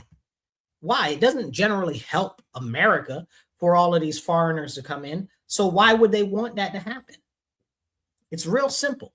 They want to create a class that's separate from American citizens that they can use for whatever they want, that'll be beholden only to whoever's paying them. That's why they want these illegal aliens. That's why they want these foreigners. That's why they want them all here. That's why they want them all now. And this is something that's not being talked about. And this is why I want them all gone. Because I don't want to compete with them. I don't want to have to go to war with these other people that are already agents inside my own nation. Like, people are not paying attention. People are not paying attention. People see, oh, well, this is this. They look at the surface, right? They look at real surface measurement stuff. That's why I try to have real serious conversations with you guys when I'm streaming and stuff, because this stuff is for real. And it's a lot of pieces of the puzzle together. It's just that a lot of people don't have enough time or mental capacity to actually follow it from the beginning to the end. What's going on is in our country, and I'm going to explain this. Hopefully it's very simple. So clip this. In our country right now, what is happening as we march towards this AI revolution, we are going to see these classes become harder and harder for people to be socially mobile in. So that means that if you're in the middle class, like you used to be able to be in the middle class and kind of move to the lower upper class, or be in the lower class and kind of move to the middle class, that's pretty much gone. You pretty much die in the socioeconomic status that you come into the world now. That's how the country is going. And with these foreigners are all being pumped into our country, especially the illegal aliens, it's even more highly challenging because, like I said earlier in the show, we're not even focused on our education. Our children are graduating. They can't get a job at McDonald's. So who are they competing with these entry-level jobs for? These foreigners that are coming in over here, low skilled, low wage, low labor, can't really do anything because they don't even speak the language, don't know how things work, and they have no skills. So who are they competing with? They're competing with jobs that the everyday man could get. McDonald's, working a farm, doing something in a factory. Like we see often, a lot of these factories get busted, like meat packaging and stuff like that. And then we see, or the Honda, was it Kia or was it Honda? I don't know. It might've been Toyota. Okay. One of those companies that was doing the cars, like they had all of these Korean workers there, like crazy. Like, so this is serious and we need to talk about it because they are taking our jobs. They are taking our jobs. Any job given to a foreigner, any job that's given to somebody from abroad, that's a job for an American citizen. And we need to do everything to keep those jobs firmly in place. So if we're not focusing on that right now, we're going to end up in a serious problem. So the people in the middle class and the lower class will compete with these foreigners who do not care about America. They do not care about our country. They just care about being able to produce for themselves and probably send some money back home, which is why I did support the concept of putting a extra 3%, what do you call it? 3% cost on anybody that sends money overseas. I thought that was very ingenious. That's important. We need that. And then Congress was like, oh, don't do that because they skimming too. Whole nother conversation. But that's important. That's important because if they're sending money out of our economy, that means that we don't have money in our neighborhoods. If this money is coming out of our economy, that means that the value that is able to be spent in our communities is less, which means that there's less money circulating, which means that our economy is worth less. And the more worth less things are, the closer to being worthless it is. So we need to pay attention to that. So now we've got these people on the bottom that are squishing us up, that we can't go up because you got the high level people, Okay, the high class people, they don't want you to come up, so they can try to keep you down. And you got the low people squeezing you out of the middle. But wait, there's more. We got this whole other group of foreigners that are coming in on H-1B visas, O-1B, I think it's O-1B. I think it's a B at the end of the O-1 visas. And all of these other visas, what's the C-1 and a couple of other visas that they got coming in over here to do all of this work and stuff like that. And they're more high paid jobs, or at least allegedly with some of the H-1B visas, clearly they're not all being high paid, even though that's what they're supposed to be used for. But we've got a lot of these people now that are above the average everyday American, that are above the average everyday American worker. They're above us. So we got the foreigners above us and we got the foreigners below us. Now look what's happening. We're being sandwiched out from the top and the bottom, and we're being squeezed out of the whole sandwich. And our people are suffering because of it. And people are like, oh, well, it's enough for everybody. It's not enough for everybody. It's not, because that's not how society works. For jobs and positions and stuff like that, you need training, you need skills, you need labor, or you need knowledge, you need know-how. You need all of these different things to work these different positions. Let's be honest.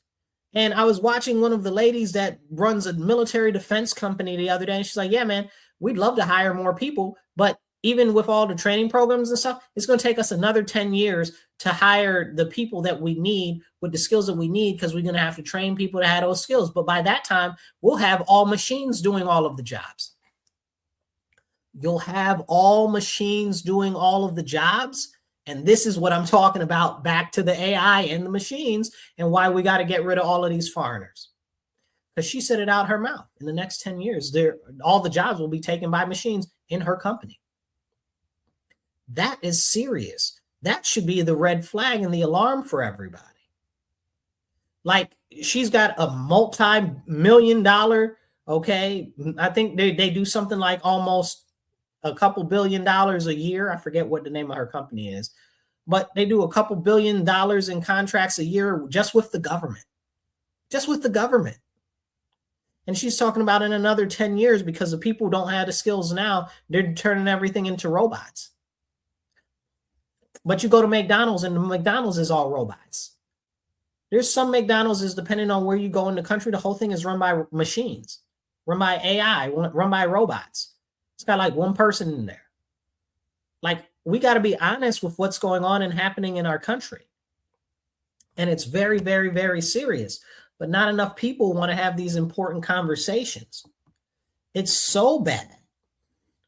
Somebody said, no foreigners to replace us. Don't pay attention to Fox News. You're an idiot. Straight facts. You don't know what the hell you're talking about. Excuse me, I should say you don't know what the heaven you're talking about. You don't know what you're talking about at all. It's not about replacement. It's about diminishing returns. The fact is the jobs are going away, like I'm mentioning, and people are like, oh, nobody's being replaced. You're an idiot if you think that people aren't being replaced. Of course people are being replaced, because if you can pay somebody for less to work longer and to do more, of course you pay the person less. Who's stupid? Like, that's basic business. Come on now. Come on now. Who's stupid? Wake up. This is very serious. So I'll leave you guys with this, because this is the direction of the world that we're going in right now. And they want to squeeze us out, so we can't fight back, so we can't do anything, because they know that once this AI thing really hits, it's going to be so much destabilization and stuff. They have to have ways to control us, because people can't work, can't eat. People can't work, can't get no money. Government ain't got no money because all the illegal aliens and all the foreigners have expended it. Social Security is gone by 2035, y'all. That's another 9 years. We're out of money. I really hope that some of Trump's plans with the sovereign wealth fund and these baby bonds and other things really work on stabilizing our economy and stuff. But we have to face facts. Right now, if things proceed where they are from today forward, we're in trouble. And Trump, being the president, can't do it all himself. It's really these very Democrat-run states that are the problem. You know, we see prices on energy going down all across the country because of what Trump has done. And here in New York, the price of energy is going up. Explain it to me like I'm 5. Why is that happening? It's very simply happening because of the policies that have been instituted by these Democrats in New York State. Trump's got no control over New York State. He can do what he can on the federal level, but the people that are hurting us in New York State are the Democrats and their policies and their regulations and their taxes, which are bananas. But can we talk about that? We need to. We need to. Trump is not the savior. Trump is not going to save everybody. He's going to do what he can in the position to do what he can. But it's us that need to get active in our different areas, our different states, our different localities, and stuff like that. Because the president can't do anything, no matter what these crazy people outside running in the streets that hate Trump so much think that he can do. One of the biggest problems is Congress. I talk about them all the time. I think almost all of them need to get tipped over and poured out. But secondary to Congress, it's the state level governments that are the problem. And we really need to have that conversation. We really are in a very serious situation. We need to stand up and pay attention to what's going on. These distractions between the Democrat and the Republican are all ways to usurp us as sovereign individuals. They don't want us to have the power. That's why the state keeps putting in more laws and more provisions. And this is important. It really, really is important. People don't want to talk about it. We see what's going on again, and this is important to me. The Second Amendment is very important. We've got these people in Minnesota right now out there, open carry, this, that, and the third, all things that I support. But they're out there saying that people should shoot the ICE. Are you dumb? Are you trying to get them to put more Second Amendment limitations in place? Are you trying to make it so that the policing on the federal level goes even higher and more serious? Like, are you stupid? Like, are you trying to cause problems for us? Like, yes, they are trying to cause problems for us, and people need to wake up and pay attention to what's going on. It's really very direly serious, but people aren't paying attention. But hey, we can only do what we can do. So I encourage you to find a way to get active locally, because we can't do everything ourselves, but we can make little changes in our communities through legislation, through policy, to actually preserve some of our rights, liberties, and freedoms.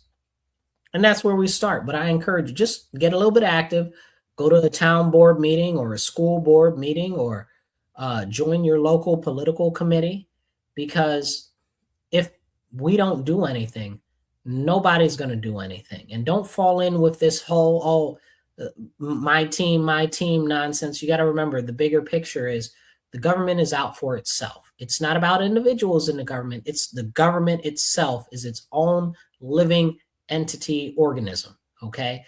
It doesn't care about anybody. These foreign interests, they don't care about anybody. Okay. These China, they don't care about anybody. It's these other people that are out for themselves. They don't care about anybody. They don't care about anybody. We have to stand up. We have to get active. I don't care what anybody says about these illegal aliens. I don't care what anybody says about, oh, we need to stand up against authoritarianism. Listen, I lived through COVID. I don't know how old you were when you lived through COVID, okay? But I figure most of you were of cognizant ability, like you had some thoughts in your head, you can think. And if you lived through COVID, you saw people saying that you needed to check your passport, your Vax pass, to go into a store. They told you to call and inform on your friends and family during Thanksgiving if they had more than 2 people over for Thanksgiving. And we're going to act like that didn't happen. Like, these are the same people that supported that are out here talking about, oh, we're anti-fascist. No, you're not. You are the fascists. Stop playing in my face. I remember what happened during COVID. Now Hawaii is talking about, Oh, they want the people that are concealed carry permit holders to wear an orange band on their arm. You want the people that are concealed carry holders to wear an orange band on their arm in Hawaii? That's what you want to do? Like, and these crazy crackpots are out here talking about, oh, we don't want fascism and we don't want we don't want all of this, we don't want all of that. Clearly you do, because when this stuff pops up, you don't got nothing to say. Nothing. Here in my city, we got, it's a lot of them are very far left, right? We got an area of the city, it's called the East End, and they shut it down last year, or maybe it was the year before last, right in the winter time. They shut it down and they said that you got to show your ID to get into a public neighborhood. You make it make sense. And where were all of these anti-fascist people then? None of them spoke up about that. None of them had nothing to say. It's because none of this stuff is organic. These people don't have a single solitary thought in their mind that goes against the narrative that is being pushed to them online and through the news. Now, don't let me say that, make that sound like, oh, well, the Republicans or the people on the right have everything all together. A lot of the people are just going along with a lot of the stuff that's going on there too. It's just way worse on the left because the lefts are in bed with the globalists and they don't even see it. They're serving the globalist interests 100%. But this is the problem. And never forget that the globalists are one of the fingers on the shadow hand. Like, this is very important. On the left, we've even got people that are now talking about globalism, that we need to have more people in all of this and all of that, like Vic Ramaswamy. We need to let in more foreigners. We need to let in more Chinese. We need to let in more Indians. Absolutely not. Absolutely not. Okay? It's crazy. It's absolutely crazy. This guy asks, what is a globalist? And I'll leave you with that. A globalist is somebody that doesn't believe that a nation should have its own sovereignty. Essentially, it means that Canada isn't Canada, America isn't America, Botswana isn't Botswana, and all of them are together through some either one world government or some greater overarching entity that controls everything, similar to the UN. And that's a problem because that removes state sovereignty. I was talking to somebody from Poland the other day, and you would think that if they're from Poland, oh, well, they'd be a conservative, right? Because what we know about Poland is a heavily conservative country, like Hungary. And they were explaining a lot of, they were explaining a lot of how things work over there, and they're younger, so they're leftist, right? So they're like, well, yeah, but what a lot of us want is us to have closer ties to the EU, and look at Brexit and how England pulled out of the EU and it didn't work out so good for them, or whatever the case. That's not true. Brexit wasn't a problem for the United Kingdom. What was a problem was they let in all those people from all across the world, okay? And that's the problem, So it wasn't them pulling out of the European Union that was the problem, even though there were some issues that presented from that, but we already knew that because of the way that they wrote up the contract to get in the EU. But here's the thing. When you talk about, I was talking to this girl and she was like, yeah, so I want closer ties to the European Union. I said, well, if you want the European Union, and she was telling me the history of the country, and apparently Poland didn't exist for like 100 years because they got invaded and like they got wiped off the map for like 100 years. I didn't know that. That was interesting. So she was saying that she wants closer ties to the EU. I said, but if you get closer ties to the EU, then it'll be like your country is erased once again. And I was like, don't you see that? Don't you understand? She's like, well, I still want my country to have its sovereignty. And I was like, you can't if you're part of the EU. But that's what you're arguing for. And she was like, oh, I never thought about it like that. And this is exactly what we need to talk about, because a lot of these people say that they stand by these things. They say that they believe these things, but they don't even think about what the implications of of these things actually are. It's really, really, really serious. And we need to have a conversation about it. Because when I was talking to her, she was like, oh, shoot, I didn't realize that all of the closer ties to the European Union would actually have us lose our sovereignty. And I was like, that's why Britain left. That's why they left. And you're telling me here that you're concerned about your country losing its sovereignty, and you want to give up your country's sovereignty to be part of the European Union. Listen to yourself. And it hadn't dawned on her that with the positives that come along with joining the European Union, because she was like, oh, well, free trade and free transportation, like not free transportation, but you can go through all of the countries with one passport. So, and she'd never put it together that that would lead them to losing their sovereignty. And that's what's going on with these globalists in the United States right now. They're so fiercely independent and anti-government that they don't realize that what they're calling for is going to be the destruction of what they believe are their own rights. So we have to stand up, and we have to encourage people to really have the tough conversations now more than ever, because if we don't, we're headed to a very bad place. All right, you guys, I'll catch you guys later. Please share this video, hit the like button, and make sure that you get the message out there. And please be sure to subscribe if you're not subscribed yet. And if you want to help out the channel, right on either side right here, okay, that's how you can help out. Or if you're watching us on the vertical format right there at the top, that's how you can help out. Okay, I'll catch you guys later. Remember, stand up, speak up, don't shut up, take action. Be blessed and be well.